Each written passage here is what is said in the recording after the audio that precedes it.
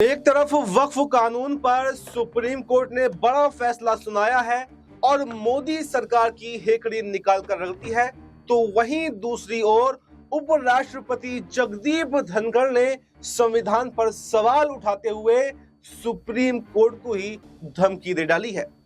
पहले तो उपराष्ट्रपति ने केवल सीजीआई खन्ना को लेकर ही सवाल उठाए थे, लेकिन अब तो हद ही पार हो गई। धमकाते हुए वो यहां तक उतर आए और उन्होंने एफआईआर तक दर्ज करने की मांग कर दी है, जिसके बाद से अब पूरे देश में बवाल खड़ा हो गया है। तो फिलहाल उपराष्ट्रपति ने सुप्रीम कोर्ट को क्या धमकी दी है, आपको ये विस्तार से बताएंगे और क्यों बात अब एफआईआर तक दर्ज कराने की आ गई है, इस पर भी हम चर्चा करेंगे। लेकिन उससे पहले आपको जरा एक खबर बताते हैं जिस पर यह पूरा विवाद जो है वो शुरू हुआ। दरअसल 3 महीने के भीतर बिल पर फैसला लेना जरूरी है, इस पर सुप्रीम कोर्ट ने पहली बार राष्ट्रपति के लिए भी अब समय सीमा जो है वो तय कर दी है। मतलब ये आप देख सकते हैं कि इतिहास में ऐसा पहली बार हो रहा है जब खुद सुप्रीम कोर्ट ने राष्ट्रपति तक को नसीहत दे डाली है। और सिर्फ इतना ही नहीं, बल्कि सुप्रीम कोर्ट ने अपना फैसला सुनाते हुए राष्ट्रपति की पावर तक को कम कर दिया है। ऐसे में अब सुप्रीम कोर्ट का ये आदेश ऐतिहासिक फैसला तो जरूर माना जा रहा है, लेकिन इस पर बवाल भी कम नहीं हो रहा है, क्योंकि जो सत्ता पक्ष है वो लगातार इस पर सवाल उठा रहा है। जी हां, सुप्रीम कोर्ट ने एक खास टिप्पणी करते हुए कहा है कि राष्ट्रपति को राज्यपाल द्वारा उनके विचारार्थ सुरक्षित रखे गए विधेयकों पर 3 महीनों के अंदर ही अंदर फैसला लेना होगा। ये पहला मौका ही ऐसा बताया जा रहा है जब सुप्रीम कोर्ट ने राष्ट्रपति के लिए कोई समय सीमा लागू की हो, तय की हो, उनके मामलों में हस्तक्षेप किया हो। दरअसल तमिलनाडु के राज्यपाल मामले में सुप्रीम कोर्ट का फैसला ऑनलाइन अपलोड भी हो गया है और फैसले के अनुसार अगर बात करें तो पहली बार सुप्रीम कोर्ट ने यह तय किया है कि राष्ट्रपति को राज्यपाल की तरफ से उनके विचार के लिए आरक्षित विधेयकों पर संदर्भ प्राप्त होने की तिथि से 3 महीने की अवधि के भीतर ही निर्णय लेना होगा। अब जहां हर तरफ ये चर्चाएं चल रही हैं, तो आपको ये भी बता दें कि सुप्रीम कोर्ट ने इस तरह की टिप्पणी करते हुए पूरे मामले पर अपना रुख रखा और राज्यपाल के साथ साथ राष्ट्रपति के अधिकारों पर भी एक प्रश्न चिन्ह तो जरूर खड़ा कर दिया। उनकी समय सीमा जो थी वो तय कर दी, यानी कि किसी भी बिल पर फैसला सुनाने के लिए या उसे मंजूरी देने के लिए एक तय समय सीमा निर्धारित कर दी गई है। लेकिन वहीं दूसरी तरफ आपको ये बताना भी जरूरी है कि सुप्रीम कोर्ट की इस टिप्पणी से उपराष्ट्रपति की हालत अब खराब हो गई है। जगदीप धनखड़ ने सुप्रीम कोर्ट के इस फैसले पर कई सवाल दाग दिए और केवल सवाल ही नहीं दागे बल्कि उनको धमकाने पर भी उतर आए, जिसे लेकर ये सारा बवाल अब खड़ा हो गया है और यहां तक के विपक्ष भी अब इसको लेकर हमलावर है। उपराष्ट्रपति बोले कि अदालतें राष्ट्रपति को आदेश आखिर कैसे दे सकती हैं, जज सुपर संसद की तरह काम नहीं कर सकते। अनुच्छेद 142 अब सुप्रीम कोर्ट के लिए न्यूक्लियर मिसाइल बन गया है। वो जिस तरह से सुप्रीम कोर्ट ने राष्ट्रपति को लेकर फैसला सुनाया, यानी कि एक प्रावधान सुप्रीम कोर्ट के पास है कि विशेष अधिकार है कि सेक्शन 142 के तहत वो कोई भी फैसला राष्ट्रपति, प्रधानमंत्री किसी को भी सुना सकता है। और ये बात उपराष्ट्रपति को बिल्कुल भी रास नहीं आई है, वो उल्टा सुप्रीम कोर्ट पर ही सवाल दागते नजर आ रहे हैं। उपराष्ट्रपति जगदीप धनखड़ ने गुरुवार को सुप्रीम कोर्ट की उस सलाह पर भी आपत्ति जताई जिसमें उसने राष्ट्रपति और राज्यपालों को बिलों की मंजूरी देने की समय सीमा तय की थी।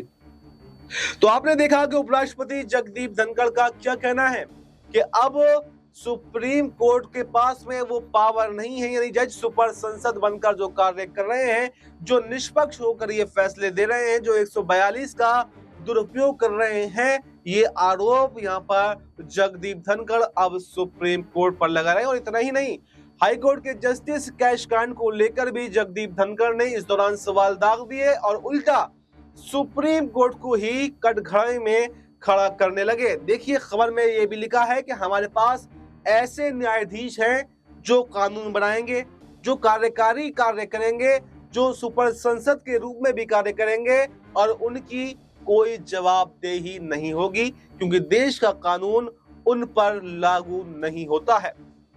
लोकतंत्र में चुनी हुई सरकारें सबसे अहम होती हैं और सभी संस्थाओं को अपनी अपनी सीमाओं में रहकर ही काम करना चाहिए, यानी सुप्रीम कोर्ट की सीमाएं अब उपराष्ट्रपति जगदीप धनखड़ तय करेंगे।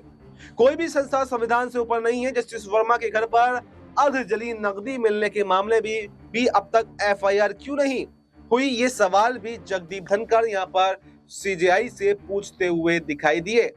क्या कुछ लोग कानून से अब ऊपर हो गए हैं? इस केस की जांच के लिए सुप्रीम कोर्ट में 3 जजों की इन हाउस कमेटी भी बनाई गई है। इसका कोई संवैधानिक आधार नहीं है। कमेटी सिर्फ सिफारिश दे सकती है, लेकिन कार्रवाई का कोई भी अधिकार जो है वो संसद के पास ही है। अगर ये मामला किसी आम आदमी के घर का होता तो अब तक पुलिस और जांच एजेंसियां उसके घर पर पहुंच गई होती, वो सक्रिय हो गई होती और अब तक उसकी गिरफ्तारी भी हो गई होती। तो आप देख सकते हैं कि जगदीप धनखड़ ने सुप्रीम कोर्ट के फैसलों पर आपत्ति जताते हुए उल्टा सुप्रीम कोर्ट को ही कटघरे में खड़ा करने की कोशिश की है। मतलब उल्टा आप ये भी देख सकते हैं कि उपराष्ट्रपति जगदीप धनखड़ न्यायपालिका पर ही सवाल दाग रहे हैं और संविधान को ही लोकतंत्र के खिलाफ ही बता रहे हैं। मतलब तो ये वही वाला हाल हो गया कि उल्टा चोर कोतवाल को डांटे।